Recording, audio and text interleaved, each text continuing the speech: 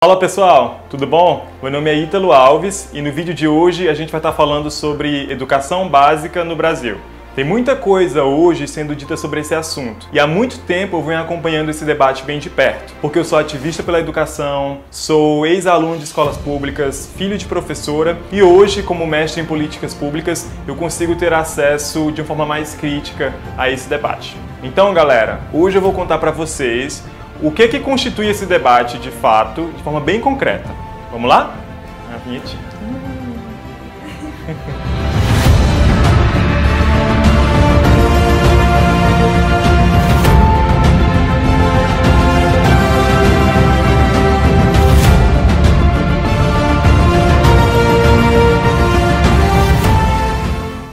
Esse vídeo está dividido em 3 blocos.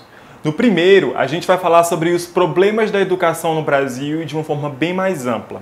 No segundo, a gente vai estar falando sobre os desafios específicos que podem hoje ser solucionados pela política. E no terceiro, a gente vai falar de algumas soluções para esses desafios e como que a gente pode priorizar a educação básica na política, coisa que não está acontecendo hoje. 3 chocolatinhos e meio. 3 chocolatinhos e meio. A gente não tá falando pra pessoa... Nos últimos meses aqui no Brasil, a gente viu essa pauta da educação tomar os holofotes da política por conta de alguns motivos. O primeiro foram as indicações de Bolsonaro para o cargo de ministro da Educação. Primeiro começando pelo Vélez, que praticamente declarou uma possessão ideológica sobre a educação brasileira e as escolas. E aí veio com várias besteiras, como pedindo para as escolas filmarem os alunos cantando o hino nacional e enviarem um e-mail para o Ministério com esses vídeos e declarando aí uma guerra contra alunos de filosofia e matérias de humanas no geral. E depois teve aquele embate icônico entre o Vélez e a deputada federal Tabata Amaral, do PDT em São Paulo e Movimento Acredito, que tomou o Brasil, né? Se você é brasileiro, você recebeu esse vídeo no seu WhatsApp e você viu quando a Tabata colocou o ministro contra a parede e cobrou dele um planejamento com metas específicas e projetos para a educação, coisa que ele não apresentou depois de 3 meses à frente dessa pasta. E isso ocasionou na demissão do ministro Vélez. O terceiro ponto foram as investidas do Bolsonaro de querer trocar o patrono da educação no Brasil, que hoje é Paulo Freire, por uma pessoa qualquer. Já pensou a gente trocar alguém que tem contribuído com as políticas públicas de educação no mundo inteiro por alguém que simplesmente é admirado, né, pelo Bolsonaro?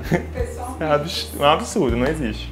E o quarto motivo e mais recente é o contingenciamento aleatório e totalmente arbitrário dos gastos com o ensino superior. E além disso, a gente tem que lembrar dos cortes de várias bolsas de pesquisa, de mestrado, doutorado e projetos de extensão nas universidades brasileiras. E tudo isso sob o argumento de que as universidades estavam sendo punidas pelas práticas de balbúrdia contra o governo Bolsonaro e de que haveria uma transferência dos recursos do ensino superior para a educação básica, o que não é verdade, porque o próprio governo na mesma semana cortou bilhões de reais dos recursos da educação básica. Só que ele falou que esses cortes e contingenciamento poderiam ser revistos caso a reforma da Previdência fosse aprovada. Isso para mim parece uma chantagem. Será que o governo não consegue...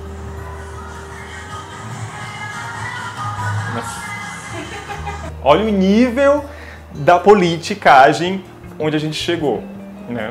Eu não sei pra vocês, mas pra mim isso parece uma grande chantagem e é praticamente o governo assumindo que não consegue articular esse projeto dentro da sua base no Congresso Nacional e que agora vai amarrar orçamento aqui e ali para pressionar para que os deputados federais consigam aprovar esse projeto.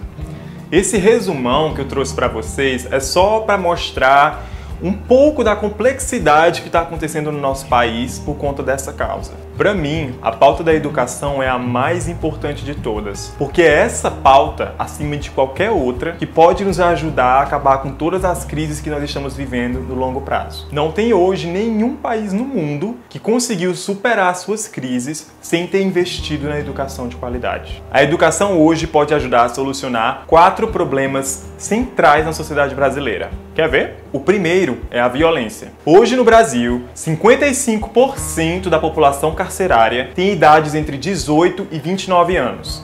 Mas dessa galera, 75% não concluiu nem o ensino médio e 50% não concluiu o ensino fundamental. Então parece muito irônico pra gente que as pessoas que estão envolvidas no crime organizado são as que menos tiveram acesso na educação. Quando a educação não chega às pessoas, as oportunidades também não chegarão. Ou melhor, tem uma que tem mais e mais chegado a quem é vulnerável a esse acesso: o crime.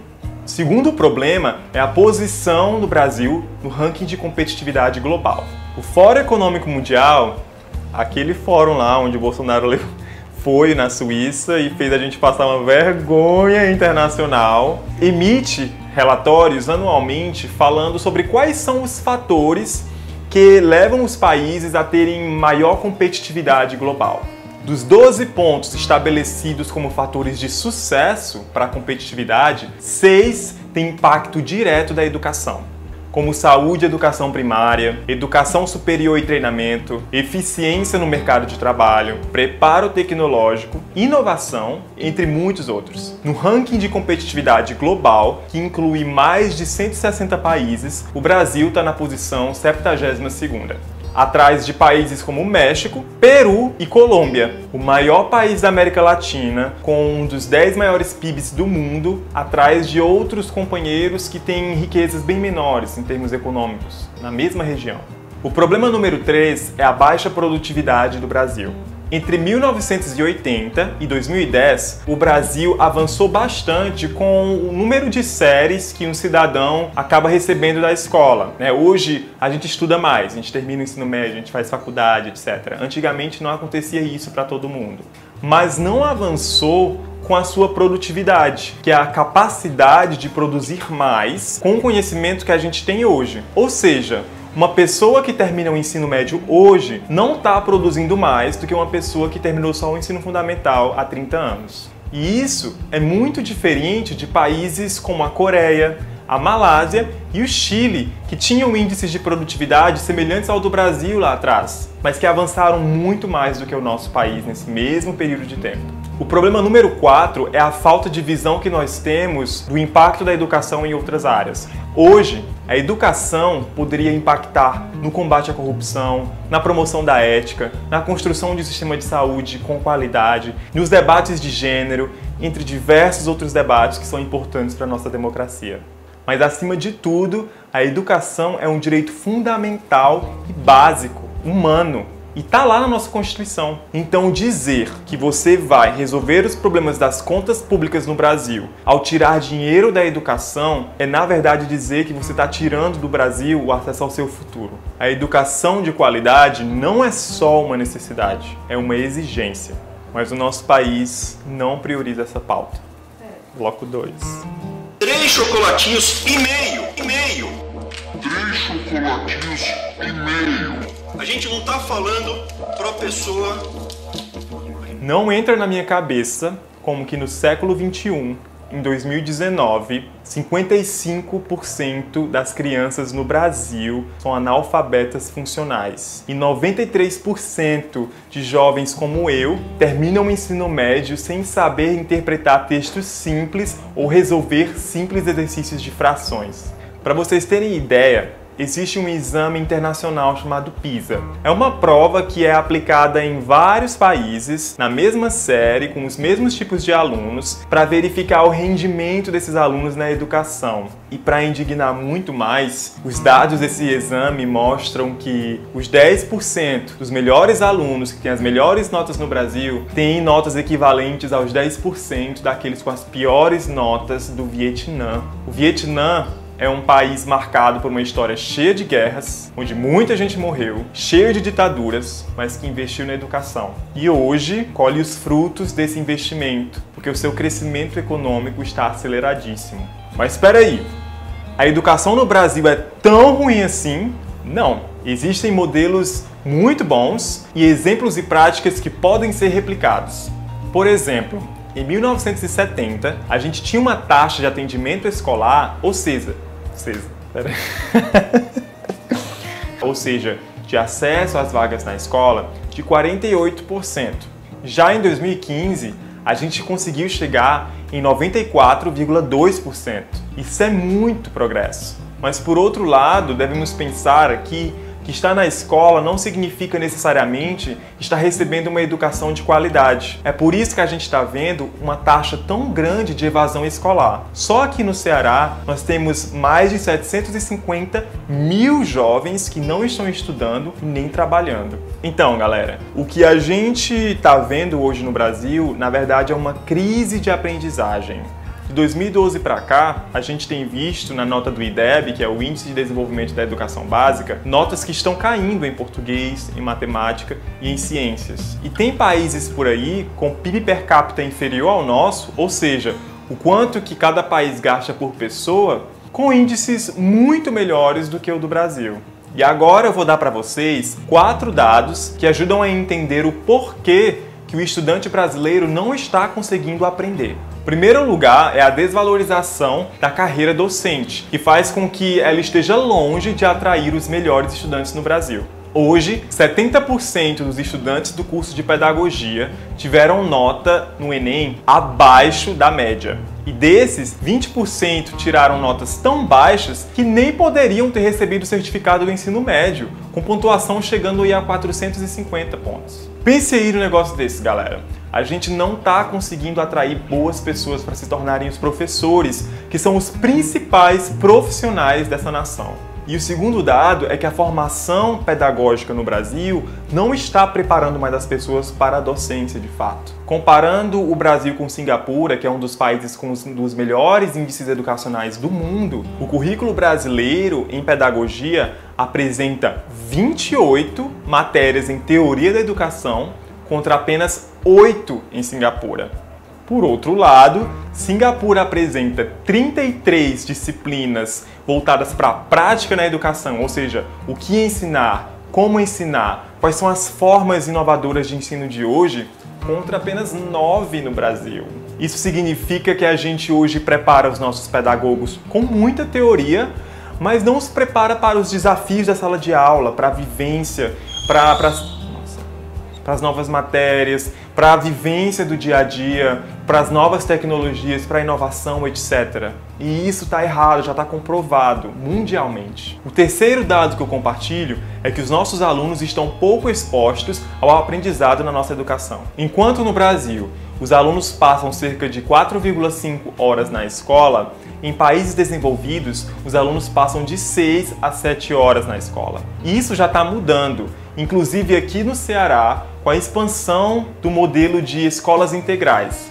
Eu espero em outro vídeo poder contar para vocês o porquê que o Ceará arrasa tanto na educação, mas não vai ser esse vídeo de agora. O quarto dado é que a educação tem resultado desigual dependendo do nível socioeconômico onde se encontram as escolas e as comunidades atendidas. Em escolas públicas localizadas em bairros pobres, somente 22% dos professores conseguiram completar 80% ou mais do conteúdo previsto para o 9º ano. Já em escolas particulares localizadas em bairros mais ricos, mais de 80% dos professores conseguiram completar 80% ou mais do conteúdo previsto. E isso são dados voltados para 2016, tá? Ou seja, nas escolas mais pobres, os professores quase não conseguem terminar o conteúdo, enquanto que nas escolas mais ricas, os professores conseguem quase terminar todo o conteúdo. Então, isso reflete muito, por exemplo, no resultado do vestibular, onde os alunos de escolas mais ricas conseguem, de fato, entrar e tomar as melhores vagas dos melhores cursos, enquanto que na escola pública o aluno tem mais dificuldade. Essa aí é a raiz da desigualdade no Brasil hoje. Era para todo mundo entrar. E o quarto dado, galera, é que no Brasil a gente ainda tem em 75% dos municípios a prática de indicar diretores politicamente. Porque o vereador indicou o diretor daquela escola, aquela pessoa vai dirigir os alunos e a educação daquela instituição. Isso está muito errado. Como é que essas pessoas vão trabalhar pela educação dentro dessas escolas sem ter a formação específica para estar à frente desse exercício? Mas quem que a gente vai culpar por isso? Os políticos? Também. Mas a gente tem que saber quais políticos que a gente tem que cobrar. No Brasil, quem tem a responsabilidade sobre a gestão financeira e do ensino na educação básica são os municípios, ou seja, Fortaleza, Maracanaú, Juazeiro do Norte, etc. Quem tem responsabilidade sobre o ensino médio é o governo do estado. Porém, apesar desses governos municipais e estaduais terem propriedade sobre gestão e ensino da educação, quem legisla e define quais serão as matérias dos ensinos e que também define diversas regras que limitam esse financiamento é o Congresso Nacional e o presidente. Logo, tem um problema aí com o nosso pacto federativo, que coloca a faca no pescoço dos nossos municípios e que quebra os seus orçamentos em muitos casos. Aí muita gente culpa apenas o prefeito e o vereador sobre os problemas da educação, mas na verdade a gente tem que pensar também nos nossos deputados federais e nos deputados estaduais, que são pessoas que vão legislar sobre esse assunto. A gente tem que aprender a votar em todas as posições. Mas como que a gente de fato muda todos esses problemas? Você tem alguma ideia disso? Algum político já apresentou alguma proposta específica para isso? 3 chocolatinhos e meio. 3 chocolatinhos e meio. A gente não tá falando pra pessoa... Bom, eu já estudei bastante sobre esse tema, mas hoje o que mais me interessa é a estrutura do projeto Todos pela Educação. Esse projeto diz o seguinte: a gente tem 2 principais desafios: criar uma estratégia sistêmica para a educação e colocar a educação como foco e prioridade na política do Brasil. No primeiro ponto, a gente tem que solucionar o básico e criar uma estratégia focada na alfabetização. Antes, a gente tinha o Mais PAIC, que é o Programa de Alfabetização na Idade Certa, mas dada a mudança da gestão e a conjuntura atual do nosso país, o programa não está seguindo em frente. Essa estratégia precisa seguir 12 pilares que têm elementos essenciais para a gente expandir a alfabetização e criar uma educação básica de qualidade. Dá uma pausa aí no vídeo agora para você ler os 12 pontos.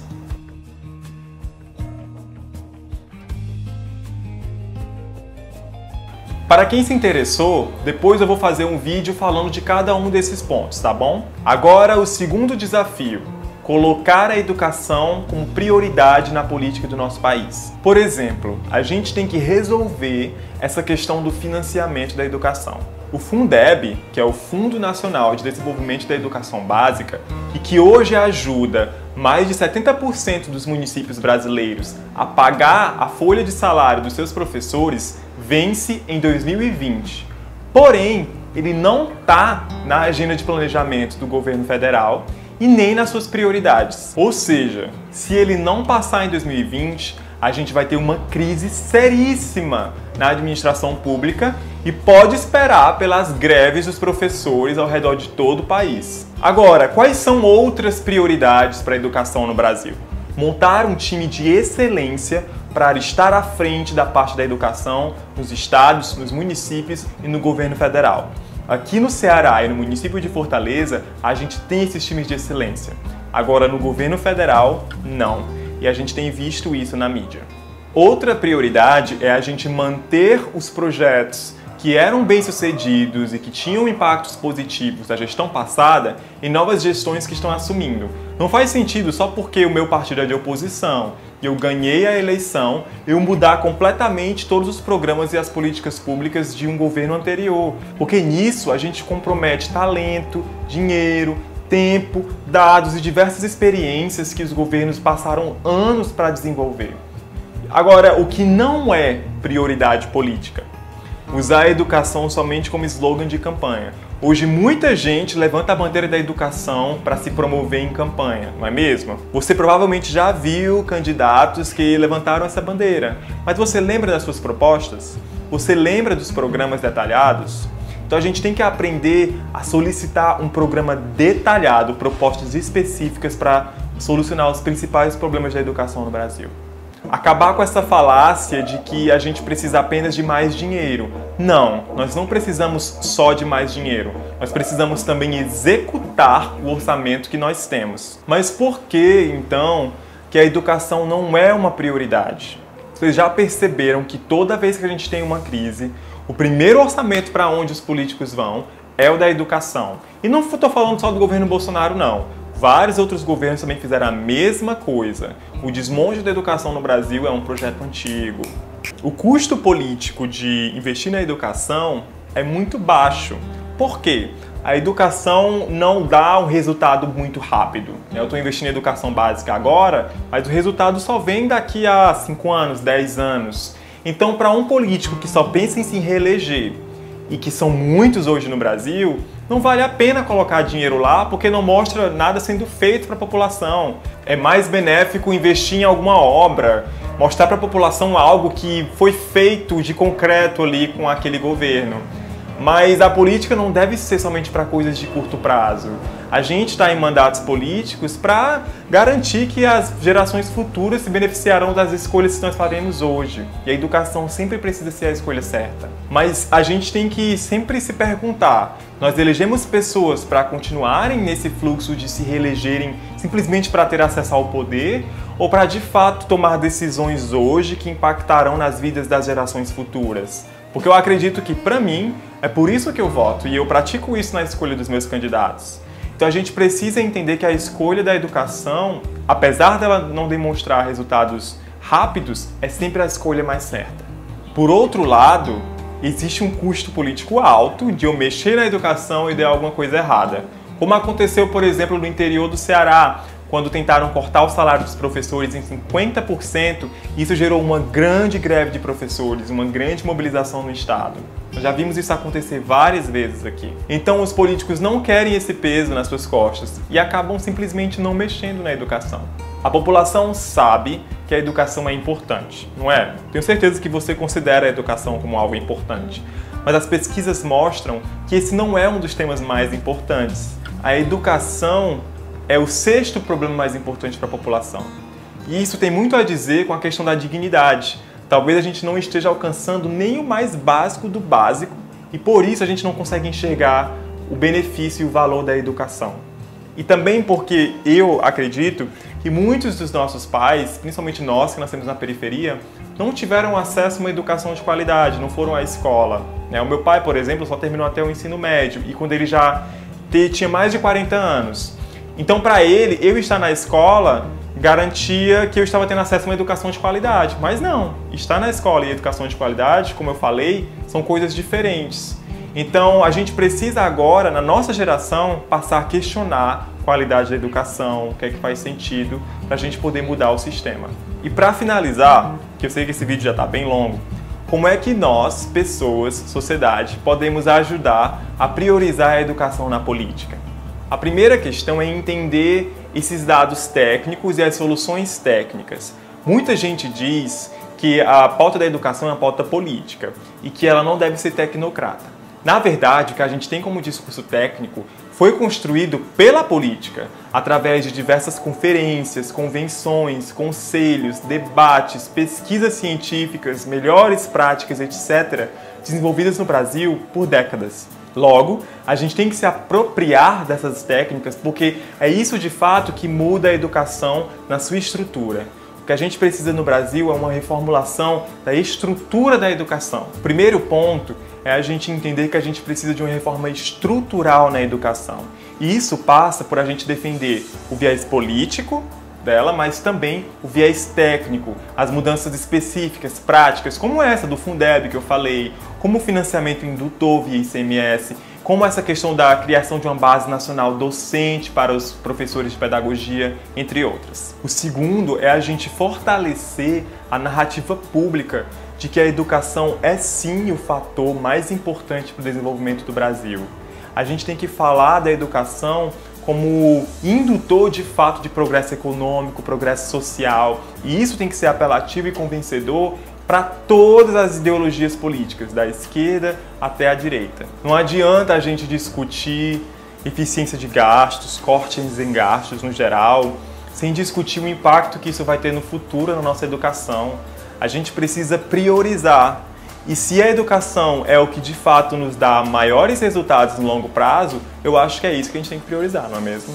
E o terceiro é que a gente tem que aprender a cobrar os principais influenciadores, candidatos e políticos do Brasil quais são os seus projetos específicos para a educação. Eu repito, nós queremos um plano detalhado de mandato para essa pauta, seja você do executivo, do legislativo. Nós temos o direito de cobrar, não somente na época de campanha, vendo as propostas, analisando, debatendo, mas depois que os políticos se elegem também. A nossa participação na política, na verdade, começa quando os nossos candidatos são eleitos, porque aí a gente vai entrar dentro dos mandatos e cobrar respostas para os nossos anseios como população. Para cobrar, você pode ir nos gabinetes, na Assembleia Legislativa, na Câmara dos Vereadores, no Congresso Nacional, você pode mandar e-mail para os seus deputados, você pode ir hoje nas redes sociais, você pode participar de audiências públicas, fazer abaixo-assinado, fazer ações públicas. Tem diversos instrumentos hoje de participação da sociedade civil, de controle social,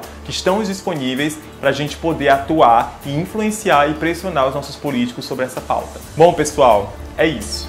Melhorar a educação é uma tarefa da nossa geração. A gente precisa dar voz a todos e todas, porque essa é a única forma em que os nossos jovens e adolescentes conseguirão ter as mesmas oportunidades e chances de escolher sobre o seu futuro. Eu espero que vocês tenham gostado desse vídeo, se sensibilizado sobre esse tema e que queiram construir com a gente aqui desse canal mais discussões sobre educação. Se vocês gostaram, se inscrevam aqui embaixo no canal, curtam, compartilhem esse vídeo com seus familiares, amigos, no WhatsApp, no Facebook. E se você quiser comentar, adicionar algum dado, questionar alguma coisa, vai aqui embaixo mesmo na caixa de comentários e a gente pode conversar por lá, tá bom? Valeu e até o próximo vídeo.